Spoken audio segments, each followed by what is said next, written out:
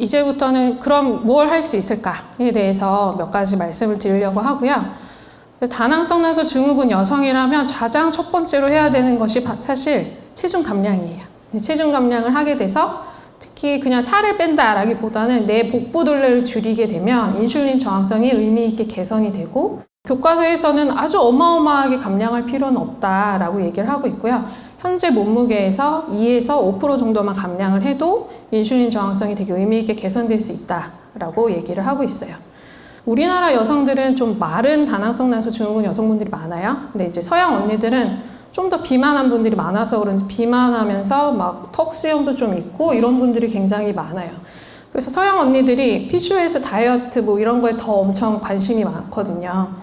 근데 그러면 실제 다낭성 난소 증후군이기 때문에 꼭 고수해야 되는 식이 방법이 있느냐, 아니면 추구해야 되는 운동이 있느냐, 사실 그런 건 없다라고 돼 있어요. 교과서에서는 제일 중요한 거는 당연한 얘기지만 넷 칼로리 인테이크, 전체 섭취하는 칼로리 제한만 잘 해도 다낭성 난소 증후군도 의미 있게 살이 빠지는 걸로 돼 있고, 뭐 저탄수화물 식이를 해야 된다든지 고단백질 식이를 추구해야 된다든지 이런 건 아직 연구에서도 다 차이가 없는 것으로 되어 있어요. 운동도 꼭 다낭성 난소 증후군이면 이런 운동을 해라는 사실 없고, 이제 체중 감량을 먹는 칼로리를 제한해서 했다면 그 체중을 유지하는 목적으로 운동을 병행을 할 것을 얘기를 하고 있습니다. 그 다음에 또 병원에서 한 가지 해드릴 수 있는 게 이제 메포민이라는 약을 보통 이제 처방을 하게 되는데요. 메포민이란 약은 당뇨라고 진단받은 분한테 의사들이 가장 먼저 첫 번째로 선택하는 당뇨약이에요. 이 약을 다낭성 난소 증후군이신 분들한테도 좀 사용을 하는 이유가 이 약제의 작용 기전 자체가 인슐린 감수성을 개선시켜주는 약이기 때문에 인슐린 저항성을 조금 개선시켜줄 수 있는 아주 좋은 작용이 있는 거죠. 그래서 인슐린이 딱 세포에 붙었을 때 혈관에 있는 이제 당이 세포 안으로 이동되는 것을 촉진을 시켜주는 좋은 약이에요. 그래서 인슐린 과분비가 되거나 남성 호르몬 과잉이 되는 이 악순환의 고리에서 어느 한 부분을 조금은 제거해 줄 수 있는. 근데 이 메포민은 인슐린 감수성도 높여주지만 위장관에서 당 흡수 자체를 조금 억제시켜서 위장관 운동 자체를 조금 억제시키는 효과 때문에 부작용이 좀 종종 나타나고, 처음에는 그래서 다들 설사를 너무 많이 해요, 너무 울렁거려 이런 얘기들을 많이 하세요. 그래서 모든 다낭성 난소 증후군들한테 사실 쓰고 있지는 않고요.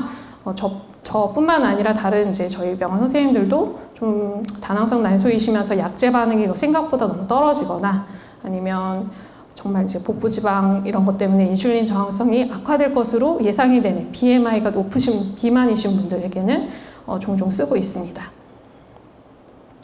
또 한 가지, 요즘 이노시톨 알아서들 많이들 복용을 하고 계신데, 이노시톨을 먹게 되는 원리가, 이 그림은 이제 지방세포라고 보시면 되고요. 세포막에 인슐린이 달라붙는 인슐린 수용체가 있어요.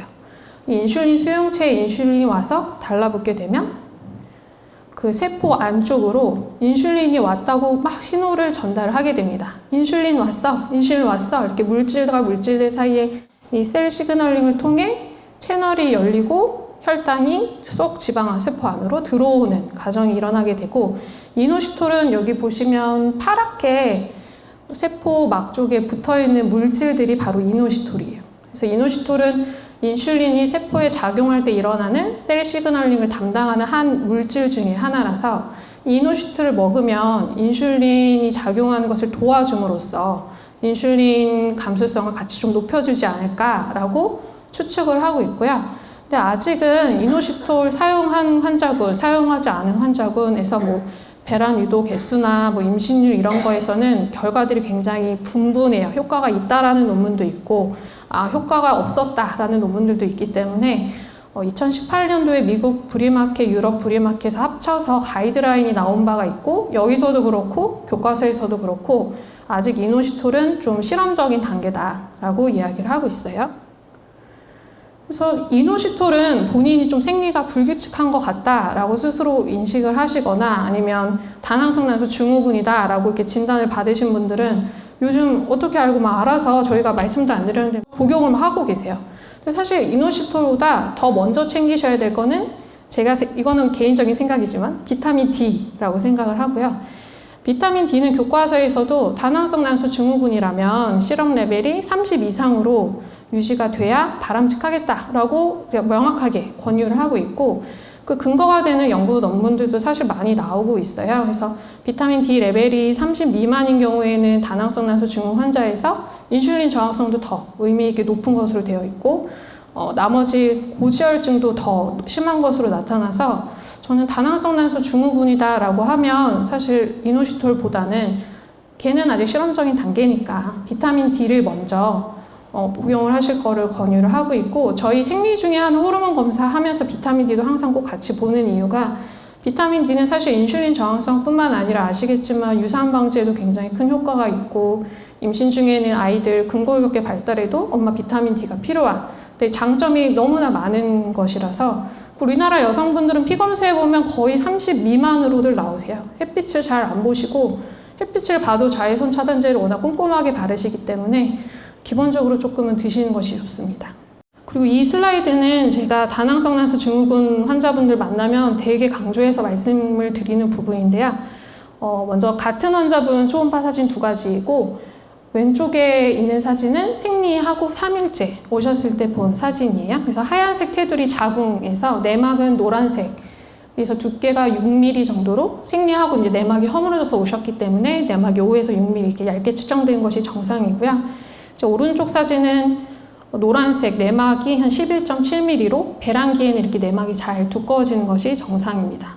그리고 희미하게 이렇게 세 라인으로 보이는 거 보이시나요? 내막이? 예, 트리플 라인으로 이게 보이면 저희 난임 의사들은 겉으로 말은 안 해도 속으로 내막이 참 이쁘다 이렇게 생각을 하고 있고, 다낭성 난소 증후군이신 분 중에 1년에 생리 2번, 3번 해요. 저는 원래 그랬어요. 그래서 그냥 그렇게 사시는 분들이 있어요. 그런 분들은 난포가 잘 이쁘게 자라서 배란기임에도 불구하고 이 트리플 라인이 무너져 있는 분들이 많습니다. 그래서 생리를 매달 꼭 할 필요는 없지만 적어도 2달에 한 번은 해야 이 정상적인 내막의 패턴이 잘 유지가 된다라는 걸 꼭 강조해서 말씀을 드리고요.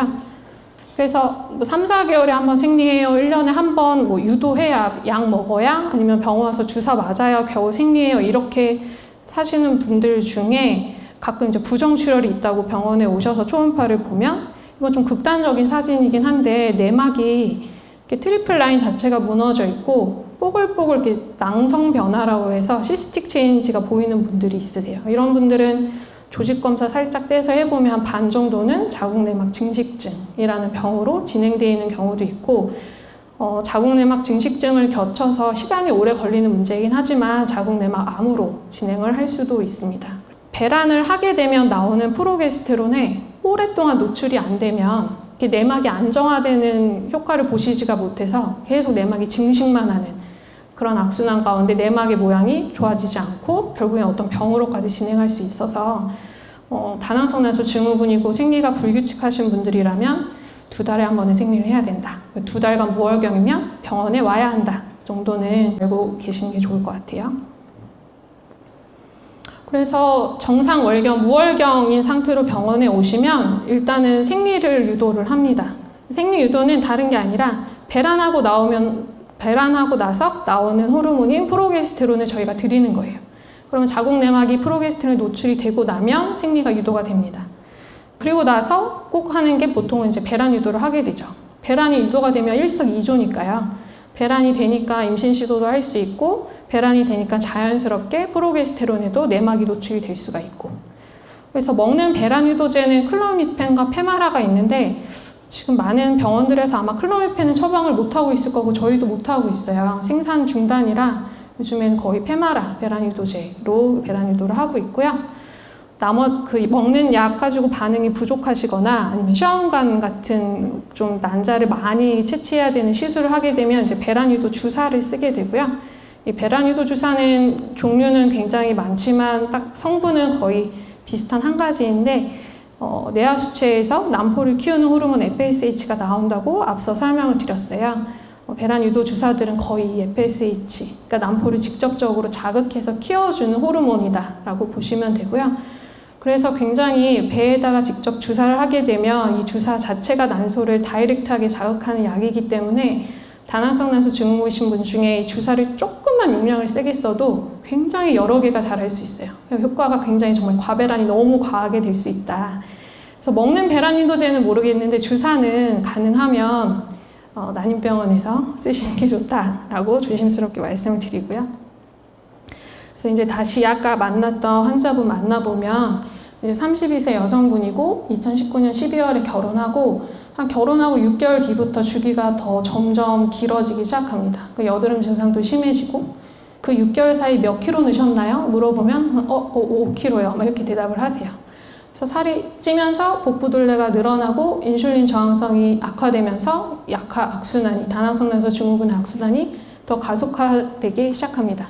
그래서 이런 분들에게는 사실 가장 먼저 체중 감량을 하셔야 합니다라고 말씀을 드리지만 체중 감량 사실 실패도 많이들 하시고 체중 감량 할 때까지 임신 못하는 건 또 아니니까 그래서 무월경 2달로 오셨을 때 일단 생리유도부터 하게 되고 생리유도를 하고 나서 배란유도제를 보통은 드립니다. 배란이 너무 밀리지 않도록 배란유도제를 먹고 초음파를 보러 병원에 오셨는데 생각했던 것보다 난포가 잘 자라있지 않다. 그럼 그럴 때는 이제 메포민도 추가로 써보기도 하고요. 그래서 메포민도 추가하고 안 되면 이제 체중 감량 조금 더 하실 것을 권유를 하면서 난포가 잘 자란 게 보이는 시점에서는 이제 배란이를 잡아드리면 그래서 배란을 맞추기가 어려우실 뿐이지 다낭성 난소 증후군이신 분들은 배란을 또 잘 맞추다 보면 1달, 2달, 3달 안에 또 임신들을 또 잘 하십니다. 제가 준비한 내용은 여기까지이고 다낭성 난소 증후군은 한 가임기 여성 10명 중에 1명, 그러니까 유병률이 10%로 비교적 굉장히 흔한 질환이에요. 내 몸에 대해서 잘 이해를 하셨으면 이제 건강한 식습관을 하시면 많은 부분이 해결될 수 있는 질환이고 거기에 이제 약간의 의학적인 도움만 받으시면 어렵지 않게 임신하실 수 있습니다. 네, 이것으로 발표는 마치도록 하겠습니다.